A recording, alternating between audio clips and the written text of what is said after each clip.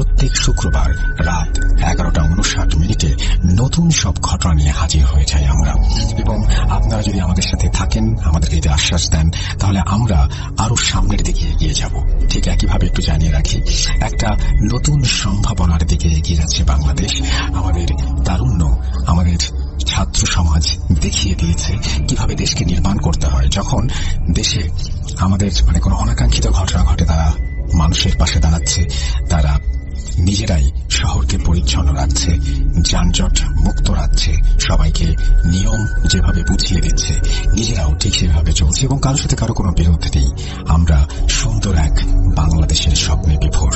শুধুমাত্র আমি এটুকুই বলতে চাই যে আমি তরুণ সমাজের প্রতি আস্থা রাখতে চাই। তারুণ্যই আমাদের শক্তি, আমি শুধু এটুকুই বলবো।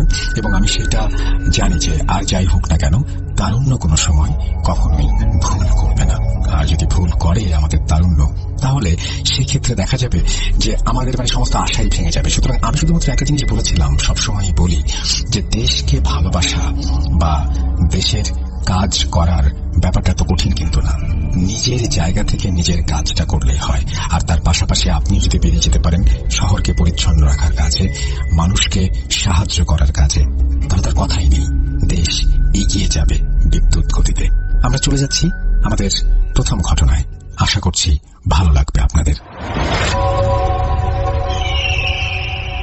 আমি সহ আমার ইউনিয়নের মোট 13 জন সাথী সহ চিল্লায় বের হই 40 দিনের জন্য গত 2021 সালে।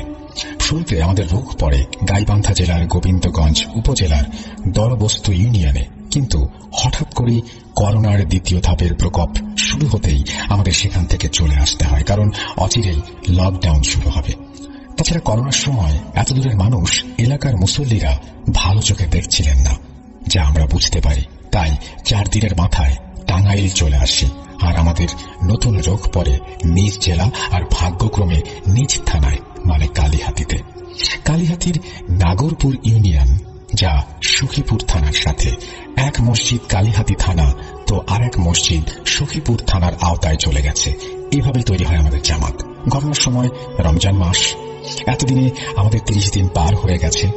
কততম মসজিদের ঘটনা তা ঠিক মনে নেই, তবে শেষ পর্যায়ে এটুকু বলতে পারছি, রমজানের শুরু থেকেই আমি আমার আমল বাড়িয়ে দেই জামাতের বাকি সাথীদের থেকে।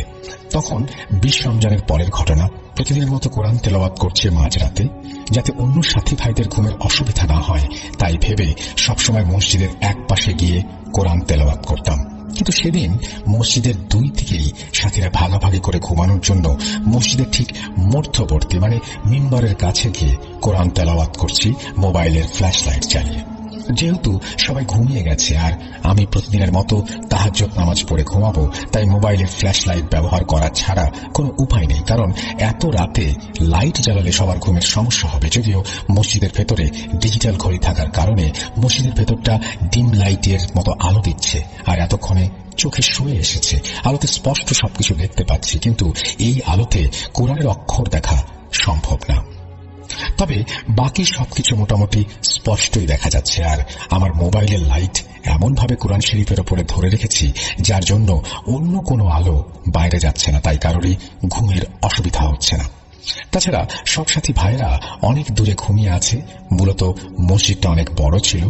রাত 12টা পার হয়ে গেছে। হঠাৎ আমার বাঁ পাশ থেকে স্পষ্টত আওয়াজ শুনতে পেলাম, কেউ একজন বলছে, ভাই, লাইটটা অফ করলে ভালো হতো।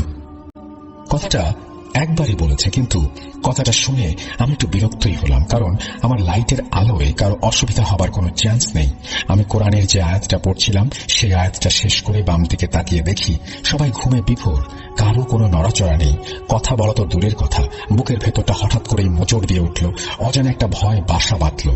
জানি এ সময় কেউ জেগে নেই, আর আমার সাথী ভাইদের মধ্যে কেউ কথাটা বলেনি। তবুও শিওর হওয়ার জন্য যে দিক থেকে কথাটা এসেছে সেই দিকে, অর্থাৎ প্রশ্নকারীর দিকে তাকালাম। তাকিয়ে ভয়ে ভয়ে জিজ্ঞেস করলাম, কেউ কি আমাকে কিছু বললেন? প্রশ্ন করার সাথে সাথেই বাদিক থেকে আবারও কেউ সুন্দর আর মিষ্টি নম্র স্বরে বলল, জি ভাই, লাইটটা অফ করলে ভালো হতো। এবার আমি শিওর হয়ে গেলাম আমার সাথীদের মধ্যে কেউ কথাটা বললে আমি অবশ্যই বুঝতে পারতাম, কারণ আমার কাছে প্রতিটি কণ্ঠস্বর পরিচিত। তাছাড়া আমি নিজের চোখেই দেখতে পাচ্ছি সবাই ঘুমোচ্ছে। তড়িঘড়ি করে পৃষ্ঠা শেষ করলাম আর মনে মনে ভাবতে লাগলাম, যে কথা বলছে সে মানুষ হোক বা জিন হোক, সে আমার কোনো ক্ষতি করার জন্য কথাটা বলেনি। হয়তোবা আমার এই মিম্বারের পাশে বসে কোরআন শরীফ তেলাওয়াত করার জন্য ওনার সমস্যা হচ্ছে, তাই এখান থেকে সরে গিয়ে ওরা নামাজের সহযোগিতা করলেই হয়তো তিনি আর কিছু বলবেন না। তাই মিম্বারের পাশ থেকে সরে কোরআন শরীফ রেখে নফল নামাজ আদায় করে বিছানায় ঘুমিয়ে পড়লাম। এই ছিল আমার ঘটনা। জানি তেমন ভৌতিক বা গা শিউরে ওঠার মতো নয়, তবে ঘটনাটা আসলেই অন্যরকম এবং তাবলিগ জামাত কেন্দ্রিক। তিনি বলছেন, ঘটনা যদি প্রচারিত হয় তাহলে খুশি হবেন আমাদের পরবর্তী ঘটনায়। আসসালামু আলাইকুম রাসেল ভাই, আমি জানি আপনি সবসময় ভালোর দলে। আমার বাড়ি নড়াইল জেলার রূপগঞ্জ গ্রামে। কিছু কারণে আমি আমার নাম গোপন রাখছি। আমি একজন হাউস ওয়াইফ। ঘটনাটা ঘটে আমার বাবার সাথে।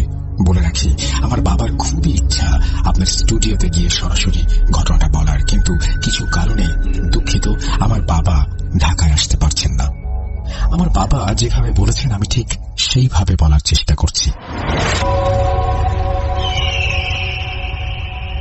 আমি বিয়ে করি 1986 সালে। তখন আমি বেকার, কিছুই করতাম না। আমার স্ত্রী তখন ক্লাস 9-এ পড়তো। বলতে পারেন আমাদের সম্পর্কের বিয়ে ছিল, আর তাই আমার পরিবার থেকে কখনো মেনে নেয়নি। দুইটা কারণ ছিল মেনে না নেয়ার। প্রথমত, আমার স্ত্রীর গায়ের রং ছিল কালো, আর তাছাড়াও আমাদের বয়সের গ্যাপটা ছিল কম, তাই আমার পরিবার থেকে মেনে নেয়নি। আমি আমার স্ত্রীকে অনেক ভালোবাসতাম, তাই নিজেরাই বিয়ে করতে বাধ্য হই। আমি বিয়ে করার পর আমি আমার স্ত্রীকে ঢাকার নারায়ণগঞ্জে কাজপুর আমার বড় আপার বাসায় নিয়ে আসি। আমরা 7 ভাই বোন। আমি মেজো। আমার বড় আপা তখন মাত্র তার বিয়ে হয়েছে, আর আমার বড় আপা আমাকে খুব ভালোবাসতেন। আমার বড় ভাই, মানে আমার থেকে বড় আপার ছোট, যে সে এখনো বিয়ে করেনি, তার আগেই আমি বিয়ে করে ফেলেছি। তাই বাড়ি থেকে সবাই আমার দুলাভাইকে বলল আমাকে যেন জায়গা না দেয়। কিন্তু আমার বড় আপা, আমি আগেই বলেছি যে আমাকে খুব ভালোবাসত, সে আমাকে ফেরাতে পারেনি। আমি আমার বড় আপার বাড়িতে থাকি। আমার স্ত্রীকে নিয়ে 2-4 দিন এভাবেই কেটে গেল। পরে আমার দুলাভাই আমাকে একটা চাকরি দিল, একটা জুট মিলে। নামটা ছিল তাজ জুট মিল। এভাবেই আমি চাকরি শুরু করলাম। আস্তে আস্তে কেটে গেল 6 মাস। হঠাৎ আমার সাথে পরিচয় হলো আমার মেকানিক্যাল ডিপার্টমেন্টের এক ভাইয়ের সাথে। সেই ভাই জানতো কুফরি কালাম, যাকে বলা যায় কালো জাদু। তখন ওই ভাই আমাকে বলল, শরীফ, তুমি তো জানো আমার পরিবার থেকেও আমাকে মেনে নিতে চাইতো না। তখন আমি একজনের কাছ থেকে এই কুফরি কালাম শিখেছিলাম এবং পরিবারের উপর জাদু করে আমি আমার বাড়িতে উঠেছি। ওটা শুনে আমার ভেতর কৌতূহল জাগলো, আর আমি ওনাকে অনুরোধ করেছিলাম, ভাই আপনি আমাকে শিখিয়ে দিন। পরে উনি একটা সময় রাজি হলেন আর বললেন, ঠিক আছে, আমাদের যখন ডিউটি হবে তখন তোমাকে শিখিয়ে দেব। আর অন্যদিকে আমার আম্মা করলেন আমার উপরে কালো জাদু, যেন আমি বাড়ি ফিরে যাই আর আমি যেন তাদের সাথে যোগাযোগ করি। হঠাৎ একদিন আপা বলল, আম্মা ফোন দিয়েছিল তো দুলাভাইয়ের কাছে। বাসায় ফোন ছিল না। দুলাভাই একটা প্রাইভেট কোম্পানিতে চাকরি করতেন, ওনার সাথে ফোনে যোগাযোগ করা সম্ভব ছিল। আম্মা তাই করেছেন। তো আপা আমাকে আর আমার স্ত্রীকে নিয়ে বাড়িতে গেলে সবাই খুশি হয় আমাদেরকে দেখে, কিন্তু জানতাম না আমার জীবনে কি ঘটতে চলেছে। আমি মোটামুটি কিছুটা শিখেছিলাম কালো জাদু, আর মাঝে মধ্যে নিজেও কিছু করার চেষ্টা করতাম। এভাবেই কেটে যাচ্ছিল আমাদের দিনগুলো। হঠাৎ আমার একটা কন্যা সন্তান জন্ম নেয়। আমার ঘর আলো করে জন্ম নিল সে। তার চেহারা এত সুন্দর ছিল, মাশাআল্লাহ, মনে হতো জান্নাত থেকে একটি বাচ্চা নেমে এসেছে আমার কোলে। তার বয়স ছিল 7 দিন। আর এরই মাঝে আমার আম্মা আমাকে মাঝে মধ্যে তেল পড়া মাথায় ডলে দিতেন, মাঝে মধ্যে পানি পড়া লবণ পড়া দিয়ে খাইয়ে দিতেন, ছলে বলে কৌশলে নানাভাবে, যাতে আমি আমার স্ত্রী সন্তানকে তার বাবার বাড়িতে রেখে আসি, যাতে আমাদের সম্পর্ক আর না থাকে। আমি যেন পছন্দ করে, অর্থাৎ আমার পরিবারের পছন্দে অন্য কাউকে বিয়ে করি, কিন্তু কোনো কাজেই ওনার সফলতা আসছিল না। আম্মার কাজগুলো আমি ধরে ফেলতাম, কারণ আমি তখন কালো জাদু শিখে গিয়েছি। আর তখনই ঘটল এক অভিশপ্তময় ঘটনা। আমার বাবা একজন হোমিও ডাক্তার ছিলেন। আমার বাবা অনেক মানুষকে চিকিৎসা করে ভালো করেছেন, তাই মাঝে মধ্যে আমার দোকানে বসতে হতো, আর আমি বসতাম, কিন্তু আমার বাবার ঔষধের দ্বারাই কাউকে ভালো করতাম না। আমি আমার কালো জাদু দিয়ে মানুষের রোগবালাই দূর করতে শুরু করলাম। আর এরই মধ্যে কিছু ব্যক্তি জেনে ফেললেও আমি কালো জাদু জানি। আমার আম্মা খুব বিরক্ত হয়ে যাচ্ছিল যে তার কোনো কাজই সফলতা পাচ্ছে না কেন। আম্মা জানতে পারলো যে ওনার করা কালো জাদু আমার করা কালো জাদুর কাছে হেরে যাচ্ছে, তাই উনি আরো চেষ্টা করলো শক্তিশালী কোনো কিছু করার। আর এদিকে হঠাৎ করে আসলো আমার কাছে একজন ব্যক্তি, এসে বলল, ভাই শুনেছি তুমি নাকি কালো জাদু পারো। আমার মেয়ে চলে গেছে পাশের গ্রামের একটা ছেলের সাথে। আমি চাই আমার মেয়ে যেন সেই ছেলেকে ভুলে আমার কাছে চলে আসে। তুমি একটু উপকার করো ভাই, তোমারও তো মেয়ে আছে। আগামীতে তোমার মেয়েও যদি এমন কিছু করে বসে তখন তুমি কি করবা? একটু চিন্তা করে দেখো, উপকার করো ভাই। লোকটির কথা শুনে আমার খুব মায়া লাগলো, তাই আমি আমার নিজের কথা চিন্তা করে দেখলাম যে এটা ভুল। আজ সেই মেয়েটা তাকে ভালোবাসে বিধায় তার কাছে গেছে, যেমন আমার স্ত্রী আমার কাছে এসেছিল জীবনের সবকিছু ত্যাগ করে। কিন্তু কি করব, মায়াও লাগছিল লোকটির কান্না দেখে, আবার রাগও হচ্ছিল। তাই মনে মনে ঠিক করলাম যে এমন কিছু করি যাতে মেয়েটাও বাবার কাছে ফিরে আসে আর বাবাও যেন স্বামীকে মেনে নেয়। তাই লোকটাকে বললাম, ঠিক আছে ভাইজান, আপনি 1 সপ্তাহ পরে আসবেন। তাই বলে লোকটাকে বিদায় করে দিলাম। পরে গোপনে গোপনে আমি আমার কাজ সম্পন্ন করলাম। আর এদিকে আমার মা আমার স্ত্রী ও কন্যাকে তার বাবার বাড়ি পাঠানোর জন্য উঠে পড়ে লেগে গেল। আর এমন জাদু করতে লাগলো যে আমার ফুলের মতো নিষ্পাপ শিশুটি দিন দিন কেমন যেন হয়ে উঠছিল। মাত্র 1.5 মাস বয়স আমার মেয়েটার হঠাৎ করে এত কান্নাকাটি করত আর অতিরিক্ত খাবার খেত। ওর সব সময় ক্ষুধা লাগত, তাই আমার স্ত্রী চালের গুঁড়া করে খাওয়াতো। হঠাৎ একদিন আমার মেয়েটা ঘুমিয়েছিল, ঘুমের মধ্যে তার বুকের ওপর দিয়ে মাঝে মধ্যে বিড়াল আকৃতির ছায়া যাতায়াত করত। একদিন এমনই দুপুরবেলা ঘুমাচ্ছিল, আমার স্ত্রী বাইরে কাজ করছিল। তখন আমার স্ত্রী শুনতে পায় মেয়ের ঘর থেকে বিড়ালের ডাক আসছে। তাই আমার স্ত্রী দৌড়ে গিয়ে বিড়াল তাড়ানোর উদ্দেশ্যে একটা লাঠি হাতে নিয়ে তার রুমের দিকে এগোতে লাগলো। গিয়ে যা দেখে তা দেখার জন্য সে মোটেও প্রস্তুত ছিল না। সে দেখে আমার মেয়ের বুকের ওপর একটা বিড়াল বসে আছে এবং তার দিকে ভয়ঙ্কর দৃষ্টিতে তাকিয়ে আছে। আর আমার মেয়ে খুব জোরে জোরে হাসছে। দৌড়ে গিয়ে আমি বিড়ালটাকে একটা বাড়ি দিয়ে ফেলে দিই আর বিড়ালটা ওই জায়গাতেই মারা যায়। আমার স্ত্রী তখন এই কথাগুলো দৌড়ে এসে আমার শাশুড়ি মানে আমার স্ত্রীর মাকে বলল। তখন হঠাৎ করে আমার মেয়ে খুব জোরে জোরে কান্নাকাটি করে উঠল। আর ওই যে কান্নাকাটি শুরু করলো সে কান্না আর বন্ধ হলো না। পরে আমি অনেক হুজুর কবিরাজি দেখিয়েও ব্যর্থ হয়ে গেলাম। তখন সেই ব্যক্তি এসে আমার কাছ থেকে তার মেয়ের জন্য করা কাজ জানতে চাইল। পরে আমি তাকে আমার বানানো কিছু তাবিজ দিয়ে বললাম, এই তাবিজটা ধুয়ে 7 দিন যে করে হোক তোমার মেয়েকে পান করাবে আর ওই পানি তোমার জামাইকেও খাওয়াবে, সাথে তুমিও খাবে। আমাকে সেই লোকটি বলল, এগুলো করলে তো তাদেরকে আমার বাড়িতে আনতে হবে। হ্যাঁ, তুমি তাদেরকে তোমার বাড়িতে নিয়ে আসো আর 2-1 দিনের জন্য একটু মানিয়ে নাও, পরে তো তোমারই লাভ। আমার কথা শুনে লোকটি বলল, ঠিক আছে। তাই বলে লোকটি চলে গেল। হঠাৎ একদিন খবর এলো যে ওই লোকটির মেয়ে মারা গেছে, কারণ তারা স্বামী স্ত্রী দুজন ঝগড়া করতে গিয়ে হঠাৎ করে মেয়েটি সিঁড়ি থেকে পড়ে মারা যায়। কারণ মেয়েটি ছিল গর্ভবতী। মেয়েটি তার বাবার কথায় বাবার বাড়ি এসেছিল। তারপর তার বাবা জানতে পারে যে তার মেয়ে প্রেগন্যান্ট, আর তারপরেও মেয়েটিকে বাবা ওই ছেলের কাছে দিতে রাজি নন। এগুলো জানতে পারায় মেয়েটা তার বাবার সাথে অনেক ঝগড়া করে, আর এগুলোতেই তাদের স্বামী স্ত্রীর ভেতর অনেক খুনসুটির সৃষ্টি হয়। আর এদিকে আমার মেয়েটাও হঠাৎ রাতের বেলায় মারা গেল, ছেড়ে চলে গেল। আমাদের ভালোবাসার স্মৃতিটা ধরে রাখতে পারলাম না, তাকে ধরে রাখতে পারলাম না। আমার ঘরটা কেমন যেন আধারে ভরে গেল। তার দাফন শেষ করে বাড়িতে ফিরে আসছিলাম, হঠাৎ এসে দেখি আমার স্ত্রী আমার উপরে ক্ষিপ্ত হয়ে আছে। পরে তাকে শান্ত করে জানতে চাইলাম, কি হয়েছে, তুমি আমার সাথে এরকম করছো কেন? তবে একটা কথা বলি, এই ঘটনা ঘটার পর আমার আম্মা খুবই স্বাভাবিক তাকে দেখাচ্ছিল। সে জানতো যে তার স্বপ্ন পূরণ হতে চলেছে। যাই হোক, আমি আমার স্ত্রীকে বললাম, তুমি আমার সাথে এমন কেন করছো মানুষের সামনে? স্ত্রী আমাকে যা বলল, তুমি যখন কবরস্থানে যাচ্ছিলে তখন তোমার পেছন থেকেই একটা লোক ফিরে আমাদের বাড়িতে প্রবেশ করলো আর বলল, ভাবি আমাকে একটু পানি দেবেন? আমি পানি আনার জন্য ঘরে পানির জগটায় হাত দিয়ে বের করতে গেছি, এসে দেখি সেই যুবকটা আমার দিকে অপলক দৃষ্টিতে তাকিয়ে খুব কান্না করছে আর বলছে, বাবা তোমার স্বামী যা করেছে আজ তুমি তার ফল পাচ্ছ, এখনো সময় আছে। তুমি তোমার স্বামীকে বলো এই কুফরি কালাম থেকে নিজেকে দূরে সরিয়ে নিতে। তুমি জীবনে কখনো মা ডাক শুনতে পারবে না তা না হলে। লোকটি আধো কাঁদো কাঁদো গলায় বলল, তোমার মেয়েটা যে মারা গিয়েছে তার কারণ তোমার স্বামী। তাই বলে লোকটা পানি না খেয়েই ফিরে চলে গেল। এটা বলে আমার স্ত্রী কান্না শুরু করলো। পরে আমি নিজেকে কিভাবে সান্ত্বনা দেব, আমি তো অস্থির হয়ে যাচ্ছি। লোকটি কেনই বা এগুলো বলল? পরবর্তীতে আমি এক হুজুরের শরণাপন্ন হলাম।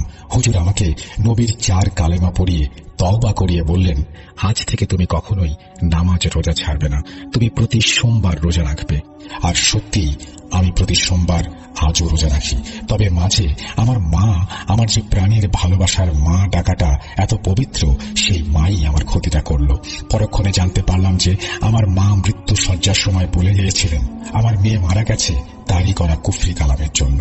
আমি ওই যে একটা লোককে তাবিজ দিয়েছিলাম, সেই লোকটা আসলে এসেছিল আমার আর আমার স্ত্রীর জন্য। কিন্তু আমি বুঝতে না পারায় এই ভুলটা করে বসি। আমার আম্মা ভুলে একদিন ওই তাবিজগুলো আমার ড্রয়ারে রেখে দিয়েছিল।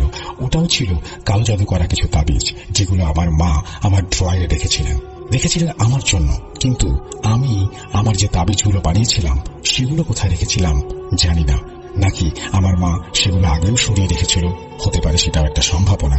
ওই তাবিজগুলো ওদের দেওয়ার কারণে আমার মা যে কালো জাদু করার সাধুর কাছ থেকে জিন চালান দিয়েছিলেন আমার জন্য, আমি সেগুলোকে দিয়ে উল্টো কাজ করিয়ে ফেলেছিলাম।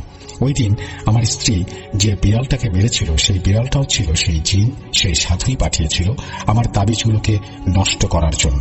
আর তখনই আমার স্ত্রী ওই বিড়ালটাকে আমার সন্তানের কাছে দেখে তাকে বাড়ি দিল।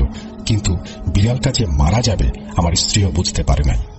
আর সেই কারণেই আজ আমার আম্মা যখন এই কথাগুলো আমাকে বলছিল, তখন আমি সবকিছুই পরিষ্কারভাবে বুঝতে পারলাম উল্টো জাদু করা হয়েছে। আমি সন্তান হারা হলাম, আর ওই ব্যক্তি হলো তার সন্তান হারা। আর তারপর থেকে আজ আমার 2টো কন্যা সন্তান হয়েছে। কিন্তু অবাক করার বিষয় হলো যে আমার সেই প্রথম কন্যা সন্তানের মতো আমার দ্বিতীয় কন্যা সন্তানটা ছিল দেখতে একই রকম। আমার দ্বিতীয় কন্যা সন্তান আজও সেদিন তাকে আমি বলতে পারি না যে আমার ছোট্ট একটা ভুলের কারণে 2টা মায়ের কোল শূন্য হয়ে গেছে। হ্যাঁ, একটু কথাগুলো যেন কেমন একটু অগোছালো ভাবেই লেখা, কিন্তু ঘটনার বিষয়বস্তু আমি বুঝতে পেরেছি। আমি যেটুকু বুঝলাম যে আপনি নিজেও কুফরি কালাম শিখেছিলেন, এবং সেই কুফরি কালাম শেখার কারণে আপনার কাছে মাঝে মধ্যে মানুষজন বিভিন্ন রকমের সাহায্য নিতে আসতো। আমি এখন এইমাত্র পড়ে বুঝতে পারলাম যে সেই বিড়ালটা বাচ্চার উপরে দেখেছিল আপনার ওয়াইফ। প্রথমে তাই বোঝা যাচ্ছিল, একটা সময় মনে হচ্ছিল সেখানে আপনার উপস্থিতি, আপনি সেখানে যান এবং বিড়ালটাকে তাড়িয়ে দেন। কিন্তু পরে বুঝতে পারলাম যে না, আপনার ওয়াইফই বিড়ালটাকে সেদিন তাড়িয়ে দিয়েছিল বা আঘাত করেছিল এবং বিড়ালটি সেখানে মারা গিয়েছিল। কোনো একভাবে আপনার ওই ভদ্রলোককে দেয়া তাবিজ ওলট পালট হয়ে যায়। তার মানে হচ্ছে যে আপনি আসলে ওই লোকটাকে দেওয়ার জন্য তাবিজ ড্রয়ারে রেখেছিলেন, সম্ভবত আপনার মা সেই তাবিজগুলো সরিয়ে নিয়ে যান, এবং আপনার যে তাবিজগুলো ওই লোকটাকে দেওয়ার কথা সেই তাবিজটি আপনি ওই ভদ্রলোককে আসলে দিতে পারেননি। আপনার মা আপনাকে তাবিজ করার জন্য যে তাবিজগুলো ড্রয়ারে রেখেছিল সেই তাবিজগুলোই আপনি ওই লোকটাকে দেন, যার কারণে তার মেয়েও যেমন মারা যায়, অন্যদিকে আপনার মেয়েও মারা যায়। উল্টো জাদুর একটা কথা বলছেন। এই উল্টো জাদুর ব্যাপারটা নিয়ে আমি এর আগেও ঘটনা পেয়েছি, এবং উল্টো জাদুর ব্যাপারটা খুবই ভয়ঙ্কর এবং খুবই অন্যরকম। আপনাদের অন্যরা যারা শুনছেন তাদের কাছে যদি উল্টো জাদু রিলেটেড কোনো ঘটনা থাকে আমাদের পাঠিয়ে দেবেন। আর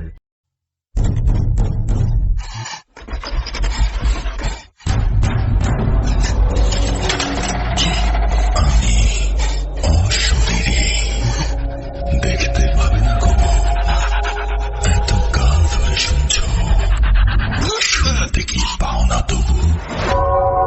আমি রাসেল, আবারও রাতের আধারে ভয়ের রাজ্য ফুঁড়ে ফিরেছি সেই পুরনো সুরে। বিশ্বাস করা বা না করা আপনার ব্যাপার, but the old music comes alive. Root.com. The fear returns with Russell. Welcome back. আপনাদের সবাইকে ভূত.com আরো একবার স্বাগত জানাচ্ছি। আমি রাসেল, আশা করছি আপনারা ভালো আছেন আর ভালোর দলে আছেন। আমিও ভালো আছি, আলহামদুলিল্লাহ ভালোর দলে আছি। এবং আমরা চলে যাচ্ছি পরবর্তী ঘটনায়। যেভাবে আপনি ঘটনাটি লিখেছেন চেষ্টা করছি সেভাবেই পড়ে শোনাতে। আসসালামু আলাইকুম রাসেল ভাই, আপনার ভূত.com স্টোরির কথা তিনি বলেছেন। তিনি বলছেন যে 12টার সময় রুমের বাতি বন্ধ করে মোবাইলটা মাথার কাছে রেখে তিনি আমাদের এপিসোড শুনতে শুনতে এক সময় আজানের শব্দ শুনতে পান। মানে তার সারা রাত ধরে শোনেন এরকম বলছেন। এবং তিনি বলছেন যে আমার হাজবেন্ড সাথে শুনে কিন্তু প্রথমে পছন্দ করতো না, তাই আমি ওকে একদিন না খাইয়ে রেখেছিলাম সারাদিন। হায় হায়, তারপর থেকে বলতে পারেন শুধু মনোযোগ দিয়ে আপনার ভৌতিক ঘটনাগুলো শোনে। আমার বাড়ি নড়াইল জেলার রূপগঞ্জ গ্রামে। ঘটনা ঘটে আমার নানা ভাইয়ের সাথে, মানে আমার আম্মুর বাবার সাথে। ঠিক নানা ভাই যেভাবে বলেছিলেন আমি সেইভাবেই বলার চেষ্টা করছি।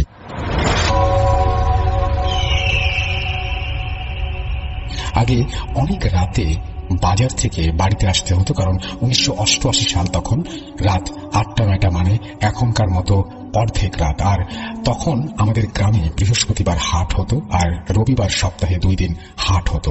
আমাদের অনেক বাঁশঝাড় ছিল গ্রামে, তাই অনেক ফসলাদি হতো। আমি প্রায় আমাদের ক্ষেত থেকে হোগলা কেটে ও বাঁশ কেটে বৃহস্পতিবার হাটে বিক্রি করতে যেতাম। ঠিক তেমনি একদিন ফলের সময় অনেক কাঁঠাল গাছ, আম গাছ, তাল গাছ হওয়ায় সেই বছর অনেক ফল হয়েছে। একবার আমার বড় ছেলে সেনাবাহিনীর চাকরি করত, সে কুমিল্লা ময়নামতি ক্যান্টনমেন্টে ছিল। তার একটি কন্যা সন্তান জন্ম হয়েছে, তাই শুনে খুব খুশি হলাম যে আমার নাতনি হয়েছে। ময়নামতি ক্যান্টনমেন্টে হওয়ার কারণে তার নাম রাখা হলো ময়না। তাই তাকে দেখতে যাব বলে ভাবলাম। ছেলেকে জানাবো না ভাবলাম, জানালে হয়তো ছেলে বলবে বাবা এটা ওটা এনো। আর এমনিতে আমি খুব কাজকে ভয় পেতাম। পৃথিবীতে আমার মতে আমি শুধু কাজকে ভয় পেতাম, অন্য কিছু নয়। ঠিক একদিন ফলের সময় কাঁঠাল আর কিছু বাঁশ নিয়ে হাটে গেলাম। বৃহস্পতিবার ছিল, হাটে কাঁঠালগুলো বিক্রি হয়ে গেল, বাঁশগুলো কিছুটা রয়ে গেল। তাই ভাবলাম যেগুলো বিক্রি হলো না এগুলো হাটেই থাক, রবিবারে হাটে বিক্রি করে দেব। তাই বলে বাঁশগুলো ইউনিয়ন অফিসের মধ্যে রেখে একটু টেনে রেখে আসলাম। আর তখন রাত প্রায় 8:30। হাটের সব মানুষ তখন যে যার মতো চলে গিয়েছে। আমার দেরি হলো, কারণ হাটের পাশে একটি গ্রাম এবং সেই গ্রামে আমার মেজ মেয়ের বাড়ি। মেজ মেয়ের ছেলে মেয়েদের জন্য কিছু মিষ্টি আর একটা বোয়াল মাছ কিনে নিলাম। হাঁটতে শুরু করলাম। মেয়ের বাড়ি বাজার থেকে 200 গজ দূরে। মেয়ের বাড়ি আসলাম, মেয়েকে বললাম বাবা তোর ছেলে মেয়েদের জন্য আমি মাছ আর মিষ্টি নিয়ে এসেছি, এগুলো রাখ। মেয়ে বলল না বাবা তুমি মিষ্টি দিয়ে যাও, তোমার নাতিরা খাবে, কিন্তু তুমি বোয়াল মাছ রেখো না, কারণ বোয়াল মাছ আমি খাই না, তোমার নাতিরাও খায় না, তো রেখে কি করবো? তাই শুনে মেয়ের কাছ থেকে মাছটা নিয়ে হাঁটা শুরু করলাম। তখন তো গাড়ি ঘোড়ার কোনো হদিশ ছিল না, রাত বাজে 9টা, এখনকার মতো তো আর না। তাই ভাবলাম তাড়াতাড়ি যাওয়া যাক, যেই ভাবা সেই কাজ। রাস্তা দিয়ে গেলে অনেক দেরি হবে, তাই ভাবলাম বিল আড়াআড়ি ভাবে হাঁটা শুরু করি। বিলের মধ্যে দিয়ে গেলে অনেক সহজে বাড়ি পৌঁছানো যায়। জ্যোৎস্না রাত, ভাবলাম ভালোই হবে, তাই বলে কিছু বিড়ি কিনলাম আর কিছু নিমকি কিনলাম। আর আমার সেজ মেয়ে এবং ছোট মেয়ের জন্য এই খাবারগুলো কিনেছিলাম। এগুলো কিনে বিড়ি টানতে টানতে হাঁটা শুরু করলাম। হঠাৎ দেখলাম কেউ একজন হাঁটছে। আমার ঠিক 10-15 হাত দূরে। আমি তাকে দেখতে শুরু করলাম। আমি তাকে ডাক দিলাম, ও ভাই কে, শুনছো? কোথায় যাবে? লোকটা আমার কথার কোনো গুরুত্ব না দিয়ে হেঁটেই চলে যাচ্ছে। আমি আবারও বললাম, ও ভাই কোথায় যাবা? তখন আমি আমার গ্রামের নাম ধরে লোকটাকে বললাম, তুমি কি ওই গ্রামের দিকে যাচ্ছ? দাঁড়াও আমিও যাব। তাই শুনে লোকটা দাঁড়ালো। তোর নাম কি? আমি বললাম, আমার নাম জহির মোল্লা। তোমার? হঠাৎ করে গম্ভীর শব্দে লোকটা বলল, আমার নাম দিয়ে কি হবে, তুমি চিনবা না, আমার বাড়ি অনেক দূরে, তাড়াতাড়ি হেঁটে আসো। আমি হাঁটা শুরু করলাম। মাঝে মধ্যে আমি কিছু প্রশ্ন করি তাকে, কোথায় গিয়েছিলে, কি করতে গিয়েছিলে? উত্তরে লোকটি বলে, পরে একদিন বলবো। আমি ভাবলাম লোকটা হয়তো কোনো কারণে চিন্তিত আছে। চিন্তার কারণে লোকটা কিছুই বলতে চাইছে না। তাই লোকটাকে একটা বিড়ি খেতে বলি। বললাম, ভাই নাও একটা বিড়ি খাও।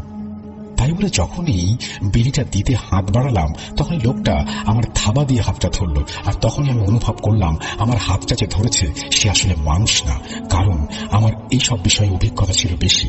সে আমার হাতটা থাবা দিয়ে ধরেই আমাকে একটা চড় মারলো, এবং চড়টা এমন ছিল যেন বরফের একটা ধারালো টুকরা আমার মুখে এসে পড়ল। আর আমি তখনই বুঝতে শুরু করলাম, তুই অনেক কথা বলিস, তোকে বললাম চুপচাপ হাঁটতে, আর তুই পেঁচালি পারছিস আমার সাথে। শোন, তোর ব্যাগের ভেতরে ওই বোয়াল মাছটা আছে, ওটা আমাকে দে, নাহলে তোর কপালে খুব খারাপই আছে। তাই বলে ও আমার গলা টিপে ধরল। আর মনে হলো সে আমাকে 2-3 হাত ওপরে হাওয়ায় ভাসিয়ে রেখেছে। ভালো করে তাকাতে পারছিলাম না, তাই ওকে বলি, ঠিক আছে আমি দিচ্ছি, তবে একটা শর্ত আছে। আমি তো সব শর্তে রাজি। তাই বলে সে আমার গলাটা ছেড়ে দেয়, এবং ছাড়া মাত্রই আমি মাটিতে ঠাস করে পড়লাম। আর তখনই মাথা উঁচু করে তাকিয়ে দেখলাম সে আনুমানিক 10 থেকে 11 ফুট লম্বা। তাই আমার আর বুঝতে বাকি রইল না যে কে কার খপ্পরে পড়েছি, এবং আমি এটুকুই বুঝতে পারছিলাম যে সে তার গায়ে যে কাপড়টি রয়েছে সেটিও থপথপে সাদা, গায়ে ঘন কালো পশম। আমি সব বুঝে ফেললাম। আমি অনেক সাহসী ছিলাম, তাই এখনো দাঁড়িয়ে আছি তার সামনে। তাকে বললাম, ঠিক আছে শোনো, আমি জানি তুমি কে, আমার মাছটা নিতে আসছো, ঠিক আছে আমি দেব, তবে আমার সাথে তোমার কুস্তি লাগতে হবে। তুমি জিততে যদি পারো তবে মাছটা তোমার। বোয়াল মাছটা আনুমানিক 2 থেকে 2.5 কেজি ওজন। তুমি নিয়ে যাবে, আমার কোনো আপত্তি থাকবে না। আর যদি তুমি হেরে যাও তাহলে আমি যা বলবো তোমাকে করতে হবে। আমার কথা শুনে অবয়বটা আমাকে বলল, ঠিক আছে হায়, তবে দেখিস তুই যেন আবার মারা না যাস। আমি বললাম, না আমি মারা যাব না, কারণ আমি আল্লাহর বান্দা, আমার ভেতর কোরআনের আয়াত আছে। আয় তবে শোন, কোনো ছল করবি না আমার সাথে। ও বলল, ঠিক আছে। তাই বলে আমার সাথে প্রায় 1.5 ঘন্টা কুস্তি হয়েছিল। একটা সময় আমার শরীরের সমস্ত শক্তি আমি হারিয়ে ফেলেছিলাম, আর তখনই ও আমাকে বশ করে ফেলেছিল। মাঝে মাঝে আমি হাত পা মেলে দিয়ে চিৎকার করছিলাম। তখনই আমাকে বলে, কিরে তুই না আল্লাহর বান্দা, তুই না বললি তুই ভয় পাস না আমি হেরে যাব? হয়ে গেল তোর এই সাহস। আর তখনই আমার ভেতর সত্যি কোথা থেকে যেন অলৌকিকভাবে সাহস তৈরি হলো। মুখ থেকে মনে হলো অজান্তেই সূরা কালাম বের হতে শুরু করলো। আর তখনই সে আমার থেকে দূরে ছিটকে গেল, আমার কাছে আসতে পারছিল না। আমি তখন ওকে বললাম, কিরে দেখলি আমার ভেতর বললাম না কোরআনের আয়াত আছে? তুই হেরে গেছিস, আমি জিতে গেছি, তাই তুই ওই বোয়াল মাছটা পাবি না। মাছের ব্যাগটা নিয়ে আমি হাঁটা শুরু করলাম। আর তখনই ও পেছন থেকে এসে খুব জোরে জোরে হেঁটে আমার সামনে আসে, তবুও আমার থেকে 2 হাত দূরে থাকে। শোন, ভালো করছিস না তুই, ওই বোয়াল মাছটা আমাকে দিয়ে যা, না হলে আমি তোকে বাড়ি যেতে দেব না। রাত তখন অনেক, জোনাকি পোকার ঝিনঝিন শব্দে রাতটা যেন আরো ভয়ঙ্কর লাগছে। তো আমি জেদ ধরে রেখে মাছটা ওকে দিতে চাইলাম না। বললাম, শোন, তোকে মাছটা আমি দেব না, পারলে তুই যা করার করে নে, আমি সূরা কালাম পাঠ করতে করতে বাড়ি পৌঁছে যাব। ও বেশ কিছুক্ষণ আমার পেছন পেছন আসছিল। তারপর সে আমার নাম ধরে বলে উঠল, শোন, তোকে আজকে ছেড়ে দিলাম, আবার দেখব, কিন্তু তুই বাঁচবি না তা বললাম। ও চলে গেল। হঠাৎ করে কেমন একটা গরম বাতাস আমার শরীরে এসে লাগলো। এত গরম বাতাসটা যেন মনে হচ্ছিল আমি আগুনের কাছে দাঁড়িয়ে আছি, বা কেউ আমার শরীরের কাপড়ে আগুন ধরিয়ে দিয়েছে। বাড়িতে ঢুকেই আমার মেয়েদের নাম ধরে ডাক দিলাম। মেজো মেয়ের বাড়ি থেকে ঘুরে আসছি, তাই সবাইকে বললাম। আমার কথা শুনে সবাই খুব খুশি হলো। কিন্তু হঠাৎ আমার ছোট মেয়ে, আমার স্ত্রী, বলে উঠল, কি ব্যাপার, তোমার সারা শরীরে এত কাদা কেন? তুমি কি কাদায় গোসল করে আসলে নাকি? তখন আমি আমার স্ত্রীকে বললাম, মাছ নিয়ে আসছি, বোয়াল মাছ, মেজো মেয়ের বাড়ির জন্য কিনেছিলাম, কিন্তু বললো ওরা খায় না। আমি কি জানি যে মাছ নিয়ে ফিরে আসতে হবে? নাও এখনই রান্না করো।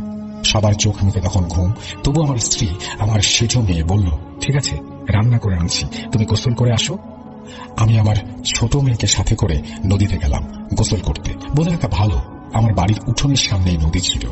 বাড়ির পাশ দিয়ে বয়ে গেছে নদী। সেই নদীতে আমি আমার ছোট মেয়েকে হারিকেন হাতে নিয়ে দাঁড় করিয়ে রাখলাম। বাবা দাঁড়াও, একটা ডুব মেরে আসি। মেয়েটা আমার তখন ছোট, তাও বলল, তুমি যাও, আমি দাঁড়াচ্ছি। মেয়েটার বয়স 8 বা 9 বছর। আমি যখনই নদীতে ডুব দিলাম তখনই কেউ একজন আমার ঘাড় ঘেঁষে মনে হচ্ছিল আমাকে কাদার নিচে নিয়ে যাচ্ছে। আর তখনই আমার হাতে কেমন যেন একটা পায়ের ধাক্কা পেলাম। আমি সূরা কালাম আবারও পড়তে শুরু করলাম। তারপর আস্তে আস্তে আমার শরীর কেমন যেন ভার হয়ে গেল। তখন আমার মেয়েটাকে রেখেই আমি নদী থেকে বাড়ি চলে আসি। কিভাবে আসলাম জানি না, তবে 10-15 মিনিট পর আবার মেয়েটা কাঁদতে কাঁদতে এসে আমার স্ত্রীকে বলল, মা, বাবা কই? গোসল করতে গিয়ে ডুব দিল নদীতে, আর ওঠে নাই, তুমি তাড়াতাড়ি আসো। মাছটা মাত্র কেটেছে আমার স্ত্রী, তখন আমার স্ত্রী রান্না ফেলেই দৌড় দিয়ে বের হয়ে গেল। আমার কানে কান্নার শব্দ ভেসে আসলো। আর তখনই আমি উঠলাম। উঠে গিয়ে দেখি আমি বিছানায় শুয়ে আছি। তখন রুম থেকে বের হয়ে দেখি আমার স্ত্রী, মেয়েরা উঠোনে নামছে। তখন পেছন দিক থেকে আমি ওদের বললাম, কি ব্যাপার, কোথায় যাচ্ছ? এখনো রান্না করো নাই? আমার স্ত্রী কথা শুনে বলল, তুমি ঘরে কখন আসলে? ছোট মেয়ে বলছিল তুমি নাকি নদীতে ডুব দিয়ে আর উঠো নাই, তাহলে ঘরে কিভাবে আসছো? তাই বলে আমার স্ত্রী আর আমার মেয়েকে নিয়ে তারা ঘরে ফিরে আসলো। বারবার বলছিল, বাবা তুমি ঘরে আসলে কিভাবে? তুমি তো ঘাট থেকে ওঠো নাই, ঘাটের সামনে তো আমি দাঁড়িয়েছিলাম। আমি মেয়েকে ধমক দিয়ে বললাম, তোকে তো আমি ডাকলাম, তুই ঘুমের ঘরে বুঝতে পারিসনি, ওখানে থেকে গেছিস। মাছটা রান্না করেছো? আমার স্ত্রীকে বললাম, না, তোমরা যা শুরু করেছো তাতে রান্না আর কোথায় করতে পারলাম। যখন এটা বলে আমার স্ত্রী ঘুরে আবার রান্নাঘরের দিকে যাচ্ছিল, তখনই আমি ওর হাতটা ধরে গায়ের শক্তিতে ওকে একটা চড় মারলাম। আমার জীবনে এত শক্তি দিয়ে আমি কোনোদিন মারিনি, বা আমি কোনোদিন আমার স্ত্রীর গায়ে হাত তুলিনি। স্ত্রী সন্তানদের কারো প্রতি আমি কোনদিন রাগ করিনি। স্ত্রী কাঁদতে কাঁদতে মাছটা নিয়ে ফেলে দিয়ে আসলো, বলল, এই মাছের জন্য আজকে তুমি আমাকে মারলে, ওই মাছ আমি তোমাকে খেতে দেব না। তাই বলে যখনই ফেলে দিয়ে আসলো, তখনই আমি আমার স্ত্রীর সন্তানদের বিরাট খারাপভাবে গালাগালি করতে লাগলাম, মারতে লাগলাম। আমার সেজন্য দৌড়ে ঘর থেকে বের হয়ে পাশে আমার ছোট ভাইয়ের বাড়ি, ছোট ভাইকে ডেকে নিয়ে আসলো। ছোট ভাই আমার হাত থেকে লাঠিটা নিল। আমার হাতে একটা তালের লাঠি ছিল। তখনই আমি ওকে খুব বাজেভাবে গালাগালি করতে লাগলাম। তারপর আমার আর কিছু মনে নেই। সকালে উঠে দেখলাম আমার পাশে অনেক লোকজন জড়সড় হয়ে বসে আছে। আমি এদের সবাইকে দেখে একটু অবাক হলাম, আর উঠে বসে আমার পাশে থাকা ছোট ভাইকে জিজ্ঞাসা করলাম, কিরে, কি হয়েছে? তোরা সবাই আজ এখানে এভাবে আমাকে দেখছিস, আগে দেখিসনি কখনো? তারপর আমার ছোট ভাই যা বলল, মিয়া ভাই, তোর রাতে কি হয়েছিল? তুই রাতে ভাবিকে, মেয়েদেরকে, বরং আমাকেও মারধর করেছিস। আর কি আবল তাবল বকছিলি যে ও মাছ দিয়ে কুস্তি করিয়েছে আর তুই সেই মাছ ফেলে দিলি, এসব তুই গালাগালি করছিলি। একটা পর্যায়ে তুই বমি করছিলি, খুবই দুর্গন্ধযুক্ত বমি, রক্ত এসছিল। তাই বলে আমার ছোট ভাই চুপ করলো। পরে হঠাৎ করে দেখি আমার স্ত্রী আমার পাশের গ্রামের এক হুজুরকে নিয়ে এসেছে। হুজুরটা আমার পরিচিত ছিল, তাই আমার স্ত্রী সন্তানদের সামনে কিছুই বলতে চাইল না। ওদের সবাইকে ঘর থেকে বের করে আমার ছোট ভাইও আমাকে নিয়ে বসলেন। আমার হাতটা ধরে উনি ফু দিচ্ছিলেন আর মাথায় তাসবিহটা ছোঁয়াচ্ছিলেন। শোন, তোর তো সাহস মন্দ না, তুই কেন একটা বোয়াল মাছের জন্য নিজের জীবনকে এত বড় ঝুঁকিতে রেখেছিলি? বলছি, এখনো সময় আছে, তুই তোর অন্যায়টাকে মাথায় রেখে ওই বিলের মধ্যে গিয়ে বোয়াল মাছ কিনে রেখে আয়, না হলে তোর ক্ষতি হবে ভাই। হুজুরের মুখে কথাগুলো শুনে আমার একটু অবাক লাগলো। তাই আমি হুজুরকে বললাম, আরে ধুর, ওগুলো ফালতু। তাই বলে আমি রুম থেকে বের হয়ে আসলাম, আর হুজুর দুপুরে আমাদের বাড়ি খাওয়া দাওয়া করে চলে গেলেন। ভালোই কাটলো দুদিন। হঠাৎ একদিন রাতে আমি আবার হাট থেকে আসছিলাম। সেদিন সাথে ছিল আমার ছোট দুই ভাই। হাঁটতে হাঁটতে এক পর্যায়ে বীরের মাঝামাঝি যখন আসি, তখন হঠাৎ করে মনে হলো আমরা দুজন না তিনজন। আমি আমার ছোট ভাইকে বললাম, কি রে নেদু, তোর কি কিছু মনে হচ্ছে? ভালোবেসে ওকে আমি ওই নামেই ডাকতাম। ভাই বলল, না তো, কেন মিয়া ভাই? বলা মাত্রই পেছন থেকে একটা আগুনের গোলা আমার মাথার ওপর দিয়ে শোঁ করে পূর্ব দিক থেকে পশ্চিম দিকে চলে গেল। আর তখনই আমার ভাই ওটা দেখলো এবং আমার ছোট ভাইকে বললাম, কি ব্যাপারটা হলো বলতো? সামনে এগোতেই হঠাৎ পেছন থেকে একটা চিৎকারের শব্দ ভেসে উঠল আমার কানে। মাথা ঘুরিয়ে যা দেখলাম তা দেখার জন্য আমি মোটেও প্রস্তুত ছিলাম না। দেখলাম আমার ছোট ভাই নিচে বট হয়ে পড়ে আছে। আমি তাকে যখন উঠাতে যাব, মাথা ঝাঁকিয়ে হাতটা ধরে তুলতে যাব, তখনই সে উঠে আমাকে গালাগালি করতে লাগলো আর আমাকে মারার জন্য দাঁড়িয়ে পড়লো। আমি তখনই বুঝতে পারছিলাম এটা স্বাভাবিক কিছু না, তাই যতগুলো সূরা আমার মনে আছে সব পড়তে লাগলাম। এটা বলে আমার আম্মু কান্না করতে শুরু করলো। আমি হলাম সেই মেঝো মেয়ের 2 নাম্বার মেয়ে। আমার নানা ভাই আজ নাই। ওই দিন আমার ছোট নানা নাকি আমার নানাকে মেরে ফেলেছিল কাদার ভেতর অর্ধেক চাপা দিয়ে। আম্মুর কাছ থেকে গল্পটা শোনা, তবে ছোট নানা বড় নানাকে মেরে ফেলেছিল, তার জন্য 3 বছর আমার ছোট নানার জেল হয়েছিল। হঠাৎ একদিন আমার নানি স্বপ্নে দেখেছিল যে আমার নানা ভাই ওনাকে বলছে ওনার ছোট ভাই নাকি ওনাকে মারে নাই, ওনার উপর জিনের আসর হয়েছিল, তাই ছোট নানাকে যেন জামিন করানো হয়। ওই স্বপ্ন আমার নানি পরপর 3 দিন দেখেছিল। তারপর আমার নানি কোর্টে গিয়ে নড়াইল ঘর থেকে মামলা উঠিয়ে নেয় এবং আমার নানাকে মুক্ত করে নিয়ে আসে। রাসেল ভাই, গল্পটা শেষ করলাম। লেখায় ভুল ত্রুটি হলে ক্ষমা সুন্দর দৃষ্টিতে দেখবেন।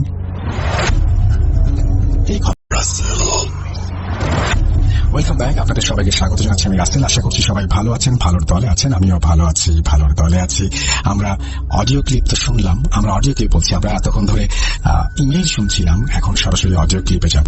আশা করছি আমাদের অডিও ক্লিপগুলো আপনাদের ভালো লাগবে। যদি এতটুকু ভালো লাগে বা আপনাদেরকে এতটুকু আনন্দ দিতে পারি, তাহলে নিজেকে ধন্য মনে করবো। চলুন আমরা আমাদের প্রথম ঘটনাটি শুনে আসি।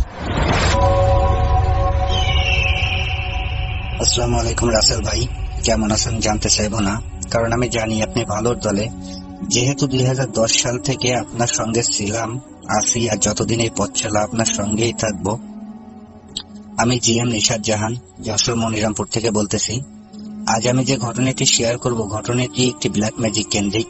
আশা করি সকলের ভালো লাগবে। ঘটনা শুরু করার আগে কিছু কথা বলে নিই। আমি বাংলাদেশ আনসার বাহিনীতে চাকরি করি, যার কারণে স্টুডিওতে যে ঘটনা শেয়ার করা আমার পক্ষে সম্ভব না। বাংলাদেশ আনসার বাহিনীতে চাকরি করার সুবাদে বাংলাদেশের প্রত্যেকটা অঞ্চলের লোকের সাথে চলাফেরা উঠা বসা করা হয়, আর আমি যত সম্ভব চেষ্টা করি ঘটনা সংগ্রহ করার জন্য। আজ পর্যন্ত অনেক ঘটনা সংগ্রহ করছি, বাট সময় স্বল্পতার কারণে ঘটনা শেয়ার করা হয় না। এখন থেকে চেষ্টা করব প্রত্যেকটা এপিসোডে একটি করে ঘটনা দেওয়ার, যদি আপনি চান তো। আজ আমি যে ঘটনাটি শেয়ার করব, ঘটনাটি ঘটে আমারই একটা ফ্রেন্ডের সাথে।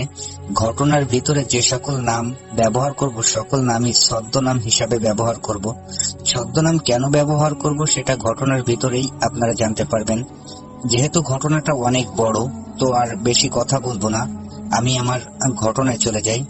আমার ফ্রেন্ড আমার সাথে ঘটনাটি যেভাবে শেয়ার করছে, আমি তার মতো করেই বলার চেষ্টা করতেছি, বাট ভুল ত্রুটি ক্ষমা সুন্দর দৃষ্টিতে দেখবেন, যেহেতু আমি অতটাও ভালো গুছিয়ে কথা বলতে পারি না। ফ্রেন্ডের নাম বিপ্লব, ছদ্মনাম। বিপ্লব আমার সাথে যেভাবে ঘটনা শেয়ার করছে, আমি বিপ্লবের মতো করেই বলতেছি। আমি বিপ্লব। আমি যখন 10ম শ্রেণীতে পড়ি, 8ম শ্রেণীর একটা মেয়েকে খুব বেশি ভালো লাগে। ভালো লাগা থেকে এক পর্যায়ে তাকে আমি ভালোবেসে ফেলি। তো ভালোবাসার একটা পর্যায়ে মেয়েটাকে আমি প্রপোজ করি, কিন্তু মেয়েটা আমার প্রপোজ অ্যাকসেপ্ট করে না, আমার প্রপোজাল প্রত্যাখ্যান করে। তো আমি আমার মনকে এটা ভেবে সান্ত্বনা দিই যে একটা মেয়েকে ফার্স্ট টাইম প্রপোজ করলাম, সে তো আর এক চান্সে হ্যাঁ করবে না, তার পিছু ঘুরতে হবে। ঘুরতে ঘুরতে হয়তো বা একটা দিন সে আমার প্রপোজাল অ্যাকসেপ্ট করবে। তো যে কথা সেই কাজ, আমি মেয়েটার পিছে সময় ব্যয় করতে থাকি, মেয়েটাকে ইমপ্রেস করার চেষ্টা করতে থাকি। তো কোনোভাবেই মেয়েটাকে ইমপ্রেস করতে পারতেছিলাম না, বা কোনোভাবে রাজি হচ্ছিল না। এভাবেই দিনকাল কাটতে থাকে। একটা পর্যায়ে আমি এসএসসি পরীক্ষা দিই, পরীক্ষায় ভালোভাবে উত্তীর্ণ হই, কলেজে ভর্তি হই। কলেজে ভর্তি হওয়ার পরে মেয়েটার সাথে যোগাযোগ একটু কম হয়ে যায়, বাট ভালোবাসাটা বাড়তে থাকে। এখানে বলে রাখি, মেয়েটার বাড়ি আমাদের বাড়ির থেকে মাত্র 5 মিনিটের পথ। আমি যে স্কুলে পড়াশোনা করতাম, ওই স্কুলে যাওয়ার পথে আর কি মেয়েটার বাড়ি পড়ে।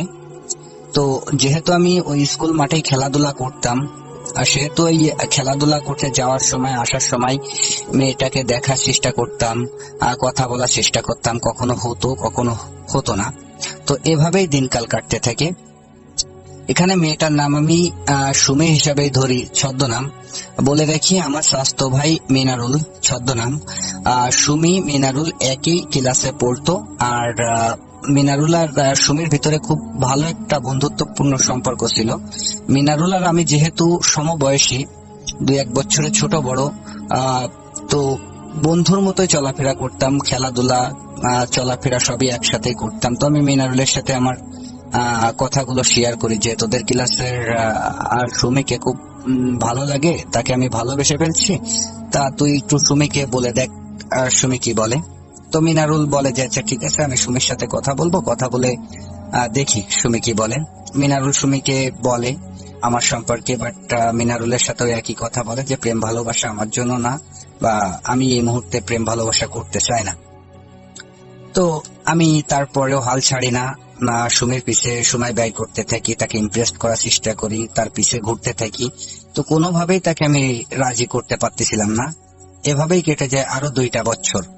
আমি এইচএসসি পরীক্ষা দিই। এইচএসসি পরীক্ষার পরে যে 3টা মাস থাকে অবসর সময়, ওই 3টা মাসে আমি একটা সিদ্ধান্ত গ্রহণ করি যে একটা মেয়ের পিছে আমি 3টা বছর ঘুরলাম, বাট তাকে রাজি করাতে পারলাম না। তো যে কোনো ভাবেই তাকে আমার করে আমি শুনবো। মনের ভিতরে একটা জিদ চলে আসে, আর জিদের কারণে আমি সিদ্ধান্ত নিই যে আমি সুমির উপরে ব্ল্যাক ম্যাজিক করব। তো যে ভাবা সেই কাজ, আমি কবিরাজ খুঁজতে থাকি, 2-3 জায়গা থেকে ব্ল্যাক ম্যাজিক করি, কিন্তু কোনো ফল পাই না। তো যেহেতু 2-3 জায়গা থেকে ব্ল্যাক ম্যাজিক করছি, কোনো ফল পাই নাই, তো আরো কবিরাজ খুঁজতে থাকি। একটা পর্যায়ে আমি একটা কবিরাজের সন্ধান পাই আমাদের বাড়ির থেকে আনুমানিক 30-35 কিলো দূরে। তো আমি সেই কবিরাজের বাড়িতে যাই। যাওয়ার পরে আমি দেখি যে কবিরাজ দুপুরবেলায় খাওয়া দাওয়া করতেছে। তো আমাকে দেখে কবিরাজ জিজ্ঞাসা করে, বাবা তুমি কে, কোথা থেকে আসছো, কেন আসছো? তো আমি কবিরাজকে বলি আপনি খাওয়া দাওয়া শেষ করেন, খাওয়া দাওয়া শেষ করার পরে আমি আপনার সাথে কথা বলবো। কবিরাজ আমাকে বলে যে আচ্ছা ঠিক আছে, তুমি বারান্দায় বসো, আমি খাওয়া দাওয়া শেষ করে আসি। তো আমি বারান্দায় বসি, বসার পরে কবিরাজ আসে, আসার পরে আমার কাছে জিজ্ঞাসা করে যে আমি কেন আসছি।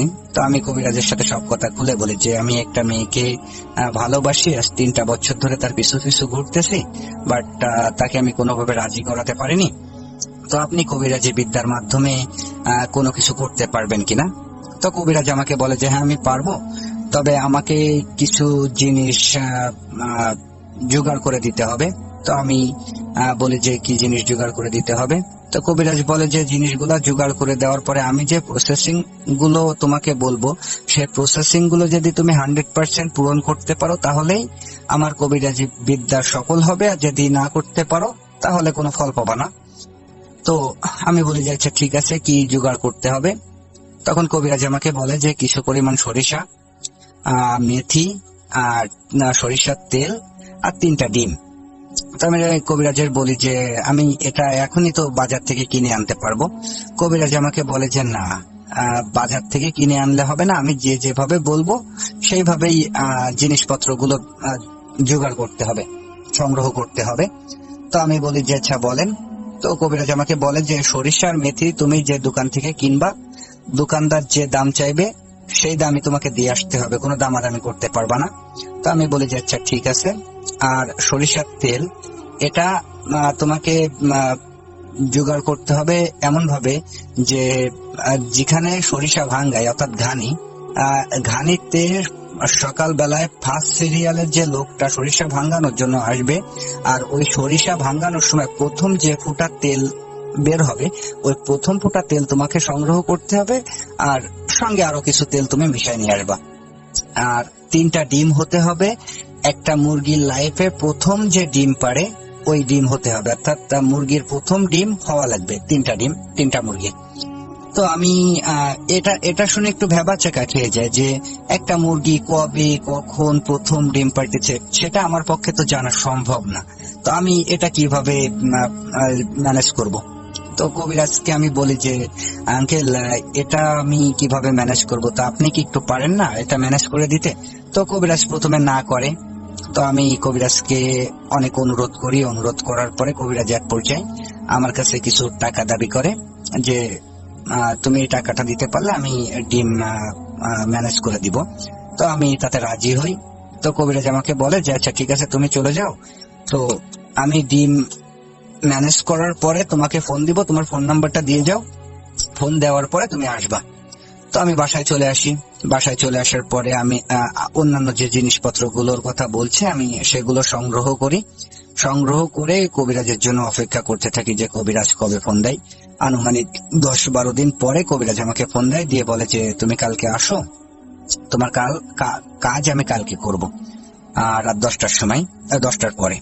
তো আমি বাসার থেকে সেইভাবে রওনা দিই। আনুমানিক 9টা 9:30টার সময় কবিরাজের বাসায় যে উপস্থিত হই। কবিরাজ আমাকে বলে যে অন্যান্য জিনিসপত্রগুলো নিয়ে আসছি কিনা? তো আমি বলি যে হ্যাঁ নিয়ে আসছি। তো কবিরাজের হাতে সব বুঝাই দিই। বুঝানোর পরে কবিরাজ আমাকে বলে যে আমি যেদিকে যাব তুমি আমার সঙ্গে সঙ্গে যাবা আর কি। তো কবিরাজ হাঁটতে থাকে, আমি কবিরাজের পিছে হাঁটতে থাকি। আনুমানিক 25 থেকে 30 মিনিট হাঁটার পরে আমরা উপস্থিত হই একটা শ্মশানের কাছে। এখানে বলে রাখি শ্মশানে যাওয়ার সময় মানে কিছু দূর থেকে কোনো আলো বা কোনো বাড়িঘর বা কোনো আলো আর দেখতে পায় না, অর্থাৎ শ্মশানটা একটা নিরিবিলি জায়গা, আশেপাশে কোনো বাড়িঘর নাই। এখানে শ্মশানটার বর্ণনা দিয়ে দিই। শ্মশানটা একটা ছোট খালের উপরে অবস্থিত। শ্মশানের আশেপাশে প্রচুর পরিমাণে বন জঙ্গল বাগান, আর শ্মশানটা যে আহামরি বড় তাও না, ছোটখাটো একটা শ্মশান। তো শ্মশানে ঢোকার আগে কবিরাজ আমাকে বলে যে তোমার কাছে কি ফোন আছে? তা আমি বলি যে হ্যাঁ আছে, ফোন আছে। তা কবিরাজ আমাকে বলে যে ফোনটা বন্ধ করো। আমি ফোনটা যখন বন্ধ করি তখন দেখি যে 11টা বাজতে 2 মিনিট বাকি আছে। তো আমরা শ্মশানের ভিতরে ঢুকি। ঢোকার পরে কবিরাজ মাটিতে একটা বৃত্ত আঁকে। বৃত্ত আঁকার পরে আমাকে ওই বৃত্তর ভিতরে বসতে বলে, আর বলে যে এর ভিতরে, এই শ্মশানের ভিতরে যাই হয়ে যাক না কেন, আমি না ডাকা পর্যন্ত তুমি যেন বৃত্ত থেকে বের হবা না। তো আমি বলি যে আচ্ছা ঠিক আছে। তো আমাকে বৃত্তর ভিতরে বসিয়ে কবিরাজ শ্মশানের যে চিতা আছে যেখানে মানুষ পোড়ায় ওর উপরে উঠে সকল জিনিসপত্র নিয়ে তো উঠে কবিরাজ তার আসনে বসে, আসনে বসে রিচুয়াল শুরু করে।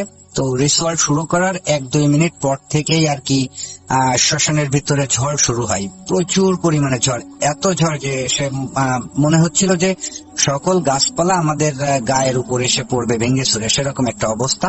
কিন্তু কোনো বাতাস শরীরে লাগে না, গায়ে লাগে না। তো মানে খুব বেশি ভয় করতেছিল, যার কারণে আমি চোখ বন্ধ করে ফেলি, যে যেহেতু বাতাস আমার গায়ে লাগতেছে না তো আমি চোখ বন্ধ করে ফেললে তো আর কোনো কিছু দেখতে পারবো না। তো যার কারণে আমি চোখ বন্ধ করে ফেলি। চোখ বন্ধ করে যখনই ফেলি তখনই শুরু হয় অন্য একটি ঘটনা। ঘটনাটা এরকম যে প্রথমে কিছু হাসির শব্দ ভেসে আসে, পরবর্তীতে কান্নার শব্দ, মানে কানের ভিতরে আসে আর কি কান্নার শব্দ থেমে যে শুরু হয় একটা পৈশাচিক চিৎকার। মানে সেই চিৎকারের কথা আসলে ভাষায় প্রকাশ করা কোনোভাবে সম্ভব না। তো এতটুকু বলতে পারি, চিৎকারটা ছিল এমন, কোন মানুষ যদি মারা যায় আর মৃত্যুর সময় যে কষ্টটা পায় সেই কষ্টের কারণে যদি কেউ চিৎকার করে সেরকমই চিৎকার আর কি। তো এমনটাই মনে হচ্ছিল যে শয়ে শয়ে মানুষ মৃত্যু যন্ত্রণায় কাতরাচ্ছে আর সেই কাতরানোর শব্দটাই কানে ভেসে আসতেছে। তো আস্তে আস্তে শব্দটা বাড়তে থাকে, একটা পর্যায়ে মনে হচ্ছিল যে আমার কান ফেটে যাবে, সেরকম একটা অবস্থা। কোনো কিছু সহ্য করতে না পেরে আমি কান এঁটে ধরি, কিন্তু শব্দের মতোই হয়ে যায়, কান এঁটে ধরলেও কোনো কাজ হয় না। এভাবে কতক্ষণ সময় যায় বলতে পারি না। একটা সময় দেখি যে ঝড়ও নাই, কোনো শব্দও নাই, আর সবকিছুই ঠান্ডা। তো আমি তখনও চোখ খুলি না। তো মানে পাশ থেকে শুনে যে কবিরাজ আমাকে ডাকতেছে যে ওঠো। আমি উঠে কেবলমাত্র পা বৃত্ত থেকে বের করব, এর ভিতরেই কবিরাজ সীতার উপর থেকে আমাকে ধমকে সরে বলে যে তোমাকে না বলছি যে যাই কিছু হয়ে যাক বৃত্ত থেকে বের হবো না আমি না ডাকা পর্যন্ত। তো কবিরাজ যখন এই কথা বলে আমি একটু অবাক হই যে এই মাত্রই না আমাকে ডাকলো। তো কোনো কিছু না বুঝে আমি আবারও বৃত্তর ভিতরে বসে পড়ি, আবারও চোখ বন্ধ করে ফেলি, কান এঁটে ধরি, আবারও সেই শব্দ, আবারও সেই ঝড় শুরু হয়। এইভাবে কতক্ষণ যায় জানি না, মনে হয় 15-20 মিনিট এইভাবেই চলে। তো চলার পরে রিচুয়াল শেষ হয়, কবিরাজ আসে, এসে আমার গায়ে হাত দিয়ে আমাকে ডাকার পরে আমরা বের হই, শ্মশান থেকে বের হই। বের হওয়ার পরে আমি ফোনটা অন করেই আমি অবাক হয়ে যাই যে আমি দেখি যে ভোর 4টা বাজে। তো আমি একটু অবাক হই এই কারণে যে আমরা ঢুকছি 11টার সময়, আনুমানিক 1 ঘন্টায় লাগুক, তার বেশি লাগার কথা না, 4টা কিভাবে বাজে এই ভাবতে ভাবতেই আর কি কবিরাজের বাসায় চলে আসি। যেহেতু সারা রাত জাগা ছিলাম, একটু ক্লান্ত, তো আমি কবিরাজের বাসায় যেয়ে ঘুমাই পড়ি। সকালবেলায় কবিরাজি আমাকে ঘুম থেকে ডেকে তুলে বলে যে এই যে রিচুয়াল করছি, এখন আমি যেভাবে যা করতে বলবো সেভাবে যদি তাই করতে পারো তাহলে তুমি সাকসেস হতে পারবা, যদি না করতে পারো তাহলে আর কোনো কিছু করার নাই, কোনো কিছু হবে না। তো আমি বলি যে কি করতে হবে বলেন। তখন কবিরাজ একে একে সবগুলা জিনিস বের করে, প্রথমে মেথি আর সরিষা বের করে দিয়ে বলে, আর সঙ্গে কিছু পরিমাণ সিঁদুর। তো কবিরাজ আমাকে বলে যে এই মেথি আর সরিষা একসঙ্গে পোড়াতে হবে, যখন পোড়াবা তখন ওই সিঁদুর আর কি ওর ভিতরে ছিটাই দিতে হবে। আর এই যে সরিষার তেল, এটা মেয়ে শরীরে কোনোভাবে লাগাই দিতে হবে অথবা ছিটাই দিতে হবে। তো আমি বলে যাচ্ছি ঠিক আছে। পরবর্তীতে ডিম বের করে, 3টা ডিমের গায়ে 3 কালারের লেখা, একটা ডিমের গায়ে সাদা কালারের লেখা আরবিতে, আর একটা ডিমের উপরে কালো কালার দিয়ে লেখা, একটা ডিমের উপরে লাল কালার দিয়ে লেখা, সবে আরবিতে লেখা। তো আমাকে বলে যে এই সাদা কালারের লেখা যে ডিমটা, এটা পুঁততে হবে দোচুলায়, অর্থাৎ আমাদের যশোরের ভাষায় মাটির চুলা, এক পাশে তরকারি এক পাশে ভাত, মানে কাঠ ঢুকানো ছিদ্র একটাই, যাকে আমাদের যশোরের ভাষায় দোচুলা বলে, অন্যান্য জায়গায় কি বলে আমি জানি না। তো দোচুলায় পুঁততে হবে। মনে রাখতে হবে যেদিন রাতে তুমি এই ডিমটা পুঁতবা ওই দিন পরের দিন সকাল বেলায় ওই চুলায় রান্না হওয়া লাগবে। তো আমি বলি যে আচ্ছা ঠিক আছে। আর লাল কালার আর কালো কালারের যে লেখা যে ডিম দুইটা, এটা পুঁততে হবে জোড়া কবরে, অর্থাৎ স্বামী স্ত্রীর কবরে। তো আমি বলি যে আচ্ছা ঠিক আছে।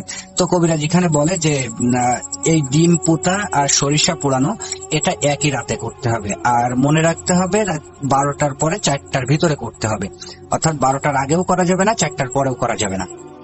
তো আমি সবকিছু বুঝে নিয়ে কবিরাজের কাছ থেকে বিদায় হয়ে বাড়ি চলে আসি। বাড়ি চলে এসে ভাবতে থাকি যে এখন কিভাবে কি করা যায়। আমার অতটাও সাহস ছিল না যে আমি একা একা কোনো কিছু করব। তো এখানে বলে রাখি, আমি কবিরাজের কাছে একটা প্রশ্ন করি যে আমি মানে একা একা কাজ করা যাবে কিনা বা অন্য কেউ করলে হবে কিনা। তো কবিরাজ আমাকে বলে যে একা একাই করতে হবে, কিন্তু অন্য যে কেউ করলে হবে। তো মনে রাখতে হবে যে সঙ্গে লোকও যাওয়া যাবে। মনে রাখতে হবে যে কবরে তোমরা ডিমটা পুঁতবা, ওই কবর থেকে এতটাই মানে যে পুঁততে যাবে তার থেকে এতটাই দূরত্বে থাকতে হবে যে একে অপরের কেউ কাউকে যেন দেখতে না পাই।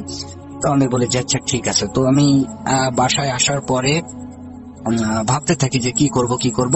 তো একটা পর্যায়ে আমি মিনারুলের সাথে সব ঘটনা শেয়ার করি। তো মিনারুল আমাকে বলে যে আচ্ছা ঠিক আছে, কবে কি করবে আমাকে একটু জানাস, আমি তোর সঙ্গে থাকবো। এখানে বলে রাখি আমার হুপুর বাড়ি আমাদের বাড়ির থেকে একটু দূরে। তো আমার ফুফাতো একটা ভাই আছে যার নাম হলো মামুন। আমরা 3 জন, মামুন, আমি আর মিনারুল, প্রায় সমবয়সী, চলাফেরা খেলাধুলা সব একসঙ্গে। তো আমি মামুনের সাথেও ঘটনাটা শেয়ার করি যে এই করছে, এখন কি করা যায়। তো মামুনও আমাকে বলে যে আচ্ছা ঠিক আছে, আমিও থাকবো তোর সাথে। তো আমরা একটা দিন ঠিক করি যে অমুক দিন এই কাজটা করব। তো যেদিন করব এই দিন রাত্রেবেলায় সন্ধ্যা থেকে রাত 12টা বাজার অপেক্ষা করতে থাকি সবকিছু কমপ্লিট করে। তো 12টার সময় আর কি আমি ডিম পোতার জন্য দোসুলা খুঁজতে খুঁজতে ওই ফুফুদের বাড়ি পাই। মামুন আমাকে বলে যে আমাদের বাড়ি দোসুলা আছে। তো সকালবেলায় মা ওই জায়গায় রান্না করে, দোসুলায় রান্না করে। তো আমি যে মামুনদের বাড়ি যে দোসুলা আছে ওখানে ডিমটা পুঁতে রেখে আসি 12টার পরে। আর পরবর্তীতে খুঁজতে থাকি জোড়া কবর। তো বেশি খোঁজাখুঁজি লাগে না, প্রথম কবরটা পেয়ে যায় আমাদের মসজিদের সামনেই, একটা জোড়া কবর, স্বামী স্ত্রীর কবর। তো মামুন বলে যে আমি ওই জায়গায় যাচ্ছি। যেহেতু মসজিদের সামনে আশেপাশে বাড়িঘর আছে, কোনো ভয়ের কোনো কিছু ছিল না।